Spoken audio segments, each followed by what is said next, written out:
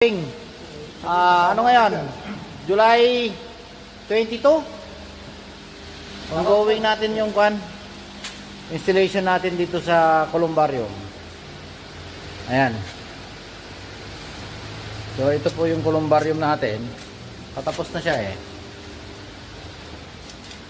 455 na butas. Ayan po.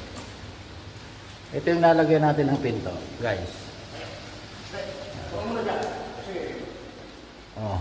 Yan po ang Columbarium ng Las Piñas, 5 volts. Okay. Ito guys Ayan po.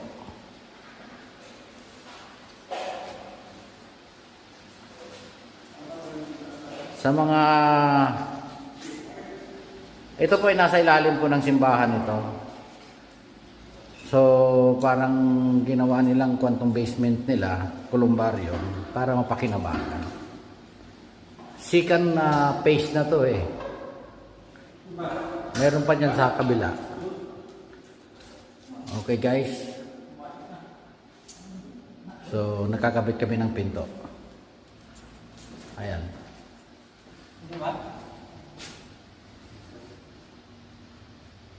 Parang Okay guys. See you guys sa susunod na video.